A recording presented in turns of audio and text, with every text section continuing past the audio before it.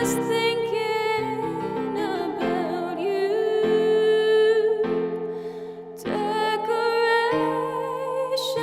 of red on a green Christmas tree won't be the same, dear, if you're not here with me.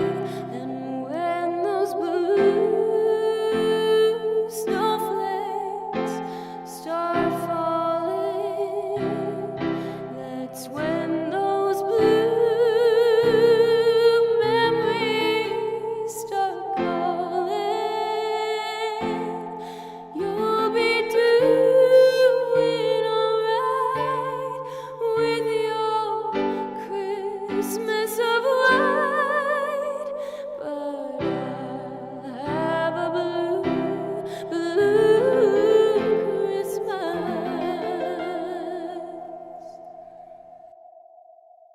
Ho, ho, ho! Welcome to our Christmas episode of Crime Yak. I'm Erin. I'm Anna. First on the agenda, we're going to be talking about Christmas tales, spooky Christmas tales, and then we're going to be talking about childhood trauma with a lot of that. Christmas.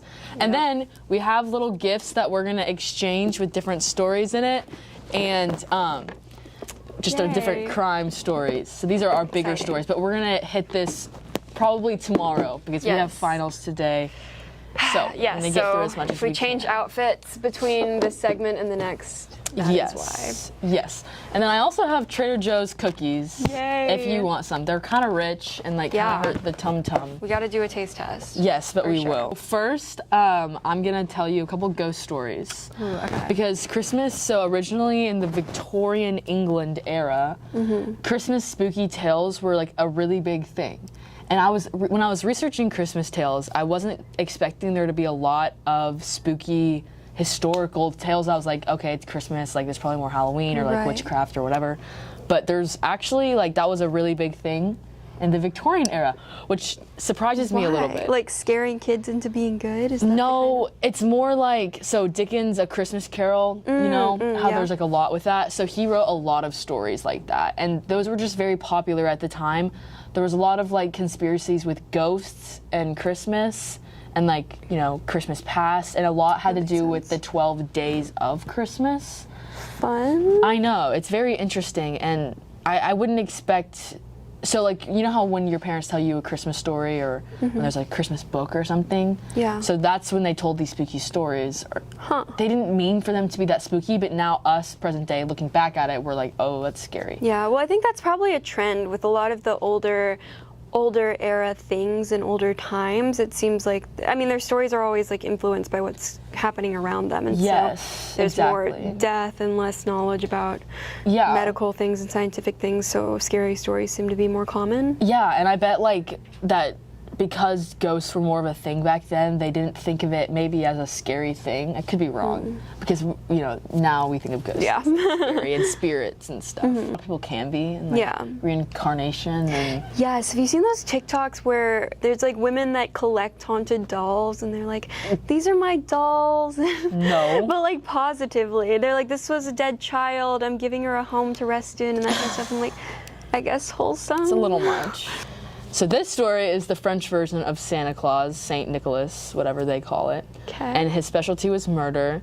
And if he was in a good mood, he'd bring kids back to life. One such a story begins with 3 children who got lost in the woods because terrible things happen when kids no. venture off into the woods, and that we're trying to tell that story, I guess. Oh, no. They stumbled upon a butcher's house and asked for help. He invites them in, fattens them up, sends them to bed, and then kills them, chops them into little pieces. Yeah. 7 years later, St. Nicholas decides to go for a walk in the middle of nowhere, knocks on the same butcher's door. When he's inside, he asks for something from the butcher, like, you know, whatever the butcher's gonna give him. And then he said, "Why don't you give me the meat you prepped 7 years ago?" Bum, Ooh. bum, bum. And then That's a it great says movie. he sticks his finger in the right barrel and the 3 kids magically spring back to life. In some versions of the story, the butcher becomes Saint Nicholas's assistant. Huh. Interesting. It's a good movie plot. I know. I feel like very cinematic. It's a French tale. Yeah, it's interesting. Giving. Like, what are they trying to do there? Like, not let kids go into the. That's strange. Okay, this other story I have for you, I don't know if it's true or not. I don't know why this was on like a tale article thing, Okay. but it's a girl named Juliet who was home alone, and she lived with her single mother, who was a nurse taking care of the night shift at the Girl hospital. Boss Part 2. Juliet just finished decorating the Christmas tree, and then there's a scratching at the door of their apartment. Oh, no. She looked through the peephole and sees a man dressed as in a dirty Santa Claus suit. Ew. And he says, "It's Santa Claus," quote. No, thank you. She says that, or Juliet was only 11, but she like wasn't an idiot and didn't open the door. She refused to open the door, and then she hid in the closet, and then he came and broke down the door. And then the mom comes home. Oh no. Oh wait. Yes. The mom comes home around midnight and she finds the door busted open and the Christmas tree decorated with the Girl Scouts. Personally, I don't know if I believe that or not. I feel this like is on a sketchy website. I hope that's not true. I hope feel that's like not I've true. heard that somewhere. The Christmas tree part was a little excessive. Like, I Yeah, might believe the yeah. other part, but like, Okay, well, so fun fact, not really. Sorry, I just got back from New York. I went over the weekend, and SantaCon was happening at the same time I was there. Okay, I don't know what SantaCon is. Like, I asked people, and I just, like, they don't have, like, a single answer. I'm sure if I looked it up, I could figure out what SantaCon was, but basically it was just, like, thousands of people, like every block I went down, there were just people dressed up as Santa Claus. that's like scary. It was really scary, and people like outside the pubs and like getting drunk, and it was like dirty Santa Claus, and I was like, no thanks. doesn't sound fun. So that's that part is realistic. I can see I can somebody see like dressed a up as hobo or Santa. something. Yeah. Yeah. So this Celtic, I think it's Celtic. okay, goddess is a hardcore Santa Claus and not in a fun way. During the 12th day of Christmas, she would roam the frozen countryside and sneak into people's homes. If the children and servants of the house had behaved and worked hard all year, she might give them a small silver coin, hiding it in a shoe or a pail. But if they were on the naughty list, her name is Perchecta, she would split their bellies open, remove all of their guts, and stuff the body with straw and pebbles. To get this treatment, you don't have to do much. Girls who hadn't spun all of their flax or wool that year would become a Christmas straw doll. Or even if someone ate something on their feast, on their day of like fasting, other than the traditional foods of fish and so everyone was up for grabs. What the heck? So that's an interesting story. Middle Ages. Not my idea of Christmas spirit. But I like Wait, how it's a so- girl, and I like how it's like a fake Santa Claus. Okay, yeah, girl boss. But like, if childhood trauma. Okay. Yes. So I watched a lot of Christmas movies, and we were actually talking about this in class a couple weeks ago, right, when we were planning this out. Yes. And we watched a lot of the same movies. We did. Which like is the old ones. Yes. With the clay animation. And honestly, it's pretty uncommon because I have not met a single person thus far who has watched Nestor the Christmas Donkey. I have. And I am just... I know. I feel like we're just sharing that little special movie because nobody else has watched it and nobody else... It's sad. It's a messed up movie. I watched it so many times though. Same. Like I All don't... of them. I put it on repeat. But like I have pictures, so...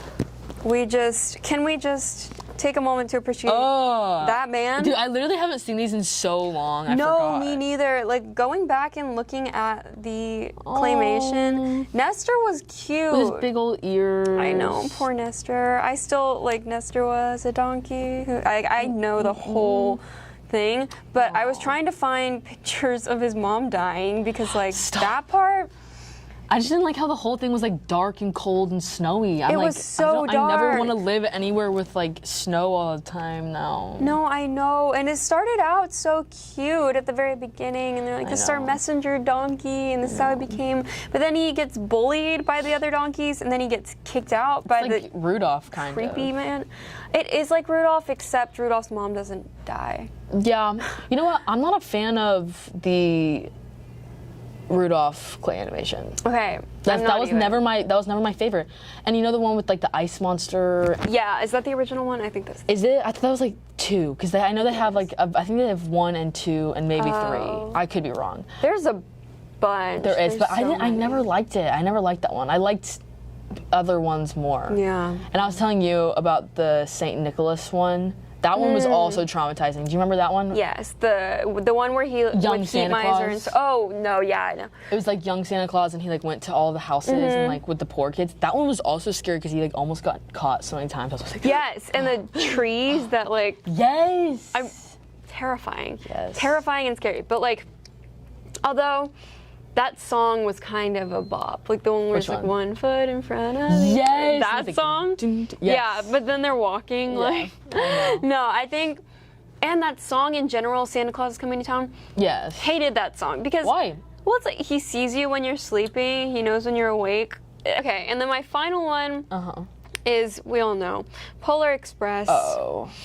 I recently watched this. Why? Like, because for pals, we had to go and watch it at the Galleria. And Gross. it just, I forgot about how traumatizing this The guy on the was. train for sure. I didn't like the Polar Express dude. I didn't like the animation. I didn't like the main character. I didn't like the bells. I didn't like his parents. I didn't like the North Pole. I didn't like the way to get there.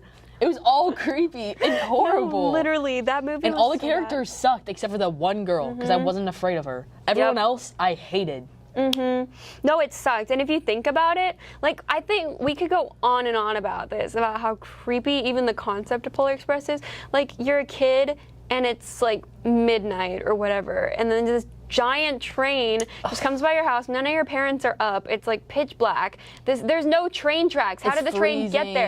And then the stranger guy is like, get on the train. And he's just like, I don't have a ticket. And then the ticket comes out of his pocket. Like, this is all just child kidnapping. Like, they're kidnapping all of the children, taking them to these like little midget men, and like, I just, nothing good about Polar Express. Like, thank God he got home. Yeah. If he did, No. I don't know. No, thank you. And also, I mean, it didn't really help that we had to watch it every year. That's in true. Elementary school. That's true. Every year with those little candy canes, and it stuck to everyone's hair, and it was sticky everywhere. Yes. I mean, okay, yes, best memories ever, but like, can we pick a different movie? There's so many other movies. For real, Literally please. so Like, many just other a movies. different movie. Although I will say that the hot chocolate, like the hot chocolate that dance and the smacked. song, the hot chocolate looks so thick. Like, No, that's the best part. That's the only that good is part. the only good part. Ugh. Okay, I was also going to tell you one of my childhood Christmas traumas was Yes. this Krampus. There's a Krampus horror movie. Oh, I never saw it actually. Don't ever. Oh, okay. I was in 6th grade, and of course, you know, my parents dropped us off at the mall. You know how it is. Yeah. You spend like all day at the mall with Yeah. your little friend group. There was like a movie theater at the Lakeline or whatever. Yeah. So we went downstairs. That was already creepy enough. I don't like being claustrophobic at all. Yeah, that was a creepy Dark movie theater. Went to the place. It was Krampus, which I didn't even know we were watching that. And then I was scared out of my mind. Like, it was the worst movie I've ever watched in my life. Dang. And then I was like trying to go Christmas shopping, and I was just like shook for the rest of the day. It was horrible because Krampus would like. Once again, it was the dark, snowy, creepy environment, and no, it was thank real. And like Krampus was this huge animal guy, and he was going from house to house, and everyone was just like getting killed left and right. Oh my God. We'll be back tomorrow, or Yes. in I guess like 10 seconds. For you. Welcome back. And today we are going to be exchanging our present Crime cases. gifts. Yes. Yeah. Both dressed up very festive. Yes. These are Erin. We can do a little showing fit you. check. Here. Okay, yeah, Hold fit on. check. Okay, so Cute. I have this, and this. I told Anna I went with the emo Christmas look today. Green and red, I love it. And then I have my Jewish dog pajamas featuring, let's see, You Had Me at Shalom, I Love You a Lot Key, and Oi to the World. Oi to the world. It's the best saying ever. Yay. Okay, so first we're going to be doing my case. So I hope you haven't heard of this, but this is the Lawson family massacres. So here's my little present. Merry Christmas. Oh. I'll explain what everything kind of has to do with the case. This is just for you. Just for Christmas. What? Yeah, I don't know. I didn't know. It's okay. I had to get bath bombs for a gift exchange, so I just just like thought I'd be Mary. Thank you. But okay, so the items in the box relate to the case, and as I go through the case, I'll kind of point out what everything has to. I know it's what everything has to do with it. So. All right, story takes place in 1929, right before Christmas and Christmas Day. So, shortly before Christmas, Charlie Lawson, who was 43 years old, took his wife named Fanny, who was 37, and their 7 children. So that's a lot of children. But we got, in order of age, I believe, we have Marie, Arthur, Carrie, Mabel, James, Raymond, and Mary Lou. And Mary Lou was 4 months old, so baby. So they all went to town and they got their picture taken, i.e. that little old camera. So artifacts, yay. So they had their family portrait taken, which I have right here. So happy family. That one is Charlie. Okay. And then that, I believe, is his wife right there. And you said this is 1920? 1929. Okay. Yeah. So pretty old. Okay. So then they all had a good Christmas and blah, blah. And then Christmas Day, on the afternoon of the 25th, this crazy massacre happened seemingly out of nowhere. So what happened was Charlie came to the house. Carrie and Mabel were going to their grandmother's house, I believe. So he came, he shot them both, and then he bludgeoned them to death. So Wait. I'm so sorry. Go back a second. What happened? okay. So Carrie and Mabel were both 2 of the daughters. Okay. So Charlie just woke up on Christmas, I guess, and then in the afternoon he shot 2 of his daughters and bludgeoned them to death. And they were on their way to their grandma's house. So that was outside of the house. So then he returns to the house, and then he saw his wife Fanny, so he shot her, and she died. What possessed him? We're going to talk about that, because Okay. it's actually really, really interesting. Okay. So he shot Fanny died, and then Marie came, and she screamed, because she just saw her dad shoot her mom, and so then she got shot and died. And so then James and Raymond were like, oh, shoot, what's happening? So then they went and hid, and then Charlie, tracked them down and shot them as well. So now, how many members is that? 1, 2, 3, 4, 5, 6 people Just dead. 1 left. 2 left, because one of them was Oh, a wife. 2 left. But okay, and so then finally he found baby Marie, who was 4 months old, and bludgeoned her to death. So pretty much all the family died. Arthur was actually spared because he was out running errands for the family. So he was the only one that didn't die. But then Charlie went into the woods and ran around, and then after a couple hours came back and shot himself. So that was the murder massacre of the Lawson family, which pretty messed up. The bodies of the family members were found with their arms crossed and rocks under their heads. Oh my gosh. Yeah, and the gunshot that signaled Lawson's suicide was heard by people that already knew of the murders. Because I guess in their town, word must have gotten around when they heard the other gunshots and screaming, and they were like, something's going down at the Lawson house. Yeah. And so they were all aware of what was happening, and then they heard that final gunshot that was Charlie killing himself. So pretty messed up. But the weirdest thing is that Arthur, who was the survivor, he went on to live and do his own thing, and then he died at 30 years old in a freak accident as well. So That is probably one of the craziest stories I've ever heard in my life. It's so weird. And there have been books and movies made about the murders, but honestly I feel like it's kind of underreported in terms of true crime podcasts and things, because I haven't heard of this. I haven't heard it either. And it's an older one, so I guess that makes sense. That makes it cooler, though. Yeah, I kind of like it, because I don't feel as bad talking about the victims, because it's older. That's Yeah, no, but I mean, death was a lot more common, so. yeah, and people died younger. So Yeah. here is a picture of the crime scene. You can kind of see all the blood and everything down there.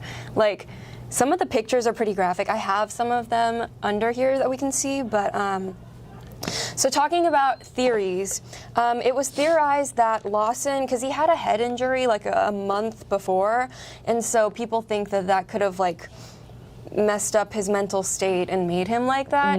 But when they were doing the autopsy, they were like, nothing is wrong with his brain. So it's obviously not that. He probably got possessed. It was the day after Christmas, right? It was the day of Christmas. Oh. Yeah.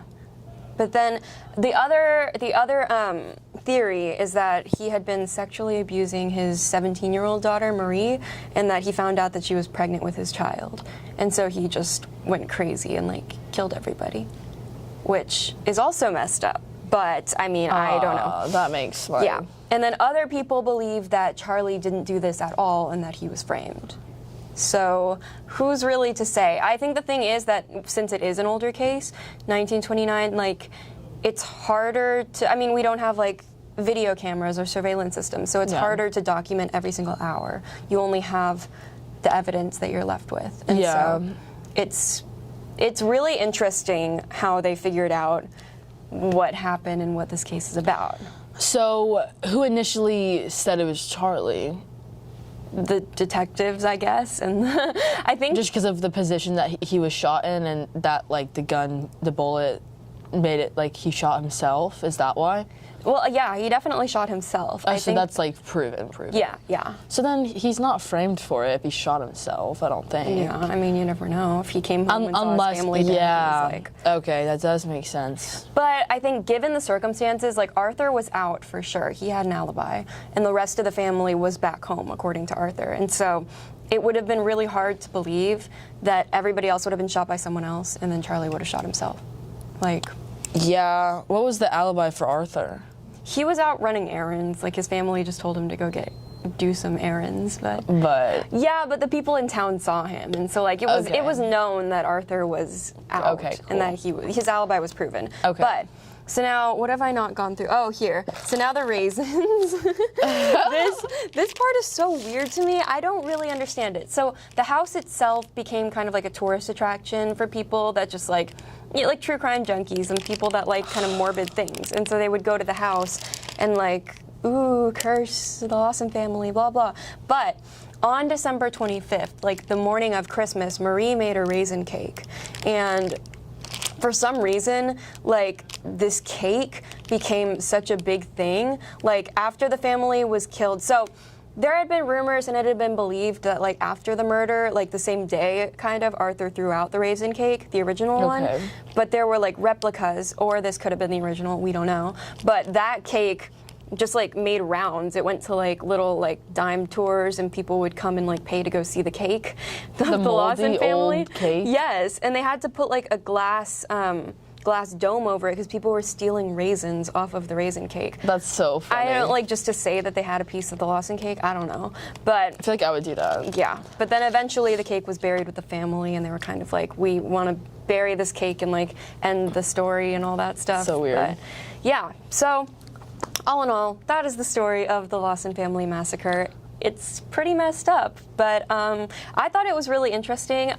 Here's some. I think he was like possessed or something. I think he was definitely deranged. possessed. But it's like the epitome of a small town, like old-timey cabin murder. Like it would make such a good movie, which is understandable. Is it a movie or no? I'm sure there's been movies made off it, but like there's their cabin, that's their cabin. That's the house where they lived in? Yeah, that's their house, and that's Charlie. And then that's the picture that I showed you, and then there's their graves. That's not the actual reason. Yeah, that's what it looks like, yeah. That is... It's pretty crazy. Honestly, I think the theory I think he was either possessed by the devil himself, like actually, because it was like maybe Christmas, and I don't know, or the 17-year-old daughter, because, like, I don't know. I know, like, I mean, there's been stories of husbands who have killed their wives just to start a new life or something, like literally just to start a new life, like killed their kids. I mean, I'm thinking of one specific story and everyone knows, but I'm just saying like there's things like that where people just like want to start over and kill people. I'm like, maybe that's it's just such like Christmas time is just a weird time to do that, but also I think that somebody that, if the idea of having an incestuous relationship with his daughter was a thing, then somebody that was that messed up anyway would have the right motive to like snap if he found out that he had a baby. That's true. I don't know. But it's also, I feel like it was more common back then, if I'm not mistaken. True. Yeah. 1929. It's actually weird to think about. It's not that long ago. It's not. Like, it's almost 100 years ago at this point, but it's not that long ago, yeah. Because, like, I mean, our grandparents, like, my grandma was a, 10-year-old in the 50s. Wow. My great-grandma was alive during that time, actually, because she died last year at like 103. Wow. So she definitely was alive during this. Wow, that's weird to think about. Yeah, but that's really weird to think about. yeah. Okay, let's move on to Erin's case. I know a little bit about this case, but A lot of it. I actually don't know too much. I didn't do great research, so I'm excited to hear your take on it. Right. Here is the story of a Californian man accused. Can I open this? Yes, you can. Okay. Accused of killing his wife on Christmas morning in 2011. Okay, so the guy's name was William Wallace, and his trial for the murder of 26-year-old, her name is Zazel Preston. Okay. And it began on a Monday, 9 years after it had happened. Oh. Because he remained in custody, and his bail was $1 million. That's nuts, though, that 9 years later, I'm like, really? Because they thought that... Anyways, I'll explain. Okay, so about at 9:30 a.m. on Christmas Day, 2011, Wallace called 911 to report that Preston needed medical attention. The Orange County Register reported. Wallace and Preston had gone to a Christmas Eve party later that night, got drunk, came back to their apartment, and it got a little messy, and there was some hitting and some yelling. So Orange County Senior Deputy District Attorney Heather Brown said that in court that neighbors heard Preston and Wallace yelling that night. Brown said Wallace told some of Preston's family that they were drinking during the argument, and that, quote, he tossed her around a bit. The Register reports. However, during the opening trial, Senior Deputy District Attorney Heather Brown described a phone call where Wallace made to Preston's grandmother on Christmas morning. The prosecutor recounted that the grandma's description alleged that Wallace said he and Preston had begun drinking, and he tossed her around a bit, but during her testimony, the grandma was now 90. She didn't recall Wallace using the word tossing, instead remembered Wallace using like drinking and horsing around. So there's a lot of like direct quotes in this case, but like, well, it's like if you take 9 years to... Yeah, I know. So it's hard to know what's real and what's not, because the people who are saying it is people that were involved in the crime. Anyways, prosecutors allege that the day after their argument on Christmas morning, Wallace brought Preston's dead body out from the bedroom onto the living room and put sunglasses on her. So that's, and here you. Wait, they light up. Sorry, I don't think they're gonna turn. Should not be using light up sunglasses as we talk about. I know, this is kind of bad. Okay, anyways, so sunglasses, and then what else do we have? So this is Preston. Aww. Yeah, and that's her kid, which normally they blurred out the kid's face and some of them. Whoops. But anyways. Kid's face is not blurred out. So when I thought that in the beginning of the case that she was 26 and he was 39, but he was... Teachers, please take attendance at this time. He was actually prosecuted at 39, so the 9 years later. Okay. So they weren't that different. So she was 26 and he was 30? Yes, okay. I think. I believe. I mean, I could be wrong. Yeah. Okay. So anyways, Wallace allegedly told the kids, quote, "Mommy ruined Christmas. She got drunk and ruined Christmas," end quote. The paper reported that police found blood in the apartment, holes in the walls, and doors off its hinges the next day. Oh my gosh. Yeah. Violent. So it's a pretty crazy story. And Wow. What else do we have in here? I'm sorry. Yep. Oh. Was it stuck? Yeah, it goes. Yeah. So that's the quote. That's so, it's just so messed up. The famous quote. That he would slump her body on a chair and like make his kids open presents in front of her dead body. Honestly, when I first heard the case, I was like, I know it's really like creepy, but like that would, like if I was a kid, that would, do you know what I mean? No. I'm sorry. If I was a kid and if my mom, I don't want to think about my mom ever being killed and slumped over, but like that would make the most sense to me like the next morning. Like I wouldn't question like why she wasn't there, like that would make sense. I don't know, when in my head I like pictured my mom being on the couch Christmas morning, not really like that interactive, like not on the floor with us or Yeah. anything, and like really tired. That's what I was thinking about. I So, get that. But like kinda sad. I'm sure the daughters knew that she was dead because they had like, well, okay, think about being hungover, like yeah, but like she could have been like sleeping with sunglasses on. it's true. I know. I said like I remember like they said that she was really cold or something like that, and that's like always something that creeps me out. It's like Yeah, I know the daughter. So the daughter did testify in court. Okay, so I'll just continue with where I yeah. was. So Wallace's attorney argued in court that Preston was drunk when she fell into a glass table and shattered it. Ooh. So Preston's daughter saw her fall and helped pull glass out of her skin. oh, that's Yeah. so So the daughter did testify that she did fall that night. However, so that's what was keeping him in custody and not like accused of the crime or whatever, because they thought that it wasn't premeditated and that she accidentally did it herself. So that's why. So then Wallace then moved her into the bathtub. Moorhead said, but Preston's head struck something else in the bathroom on the way. Oh no. She said Wallace told multiple people Preston had suffered from a concussion after falling and hitting her head the previous night and had not woken up, is what he told people. That is so messed up. Yeah, after the 911 call, which apparently was undetermined who ended up calling the police, if it was the kids or Wallace, which they don't know. I was trying to look it up to find it, to like play it for you, but Yeah. they arrived moments later to only find blood throughout the apartment, and yeah, Jeez. Oh my gosh. stuff racked around. That is so crazy. Yeah. So, relatives of Preston during the trial described Wallace as controlling and violent. They said there was previous indications of domestic abuse and that Wallace threatened to kill Preston on several occasions. Yeah, That Preston's makes it pretty clear cut. grandmother testified to finding her laying in a fetal position in the street one time after he beat her. That's tragic. Yeah.